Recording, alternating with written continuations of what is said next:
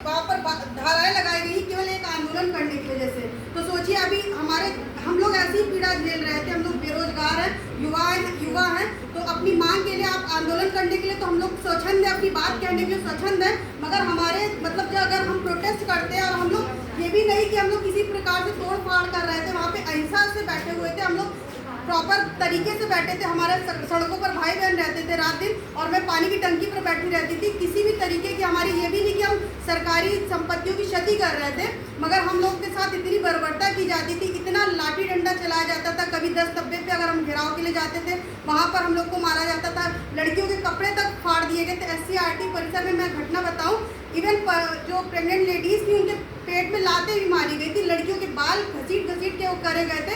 तो जो महिला सुरक्षा की बात होती है, मुझे नहीं लगता कि वो धरातल पे वो बातें निकल के आती हैं। और जो हमारी लेडी डॉक्टर के साथ घटना घटित हुई, इतनी विभत्स घटना है, इस पे बस ये कैंडल मार्च निकाल देना, उस पर चंद बातें कर देना, मुझे नहीं लगता उनसे कोई सोल्यूशन निकलेगा। तो जो ऐसे आरोपी हैं, हम लोग की एक महिला के नाते यही मांग है कि उनको रख कर कारागार में केवल पूछताछ, उनको कस्टडी में रखा जाता है, उनसे केवल पूछताछ करके फिर आगे प्रोसेस बढ़ाया जाता है। हमें लगता है कि इमीडिएट तरीके से उनके लिए कुछ करना चाहिए, और तुरंत जिस तरीके से उसने दर्दनाक अंजाम दिया है उनको भी ऐसा अंजाम देना चाहिए। जानवरों से बदसलूकी उन लोगों ने करी है, तो हम लोग की मतलब वो घटना सुनकर और देखकर मतलब आंखें और रोंगटे खड़े हो जाते हैं। तो उनको भी ऐसी कड़ी से कड़ी सजा देनी चाहिए, उनके लिए बिल्कुल समय नहीं लगाना चाहिए, क्योंकि सरकार को सब पता रहता है। तो ऐसे दोषियों को मुझे नहीं लगता कि समय देना चाहिए, तुरंत उनको ऑन स्पॉट मुझे लगता है गोली मार देनी चाहिए ऐसे लोगों को। त्वरित कार्रवाई होनी चाहिए, त्वरित कार्रवाई करनी चाहिए सरकारों को।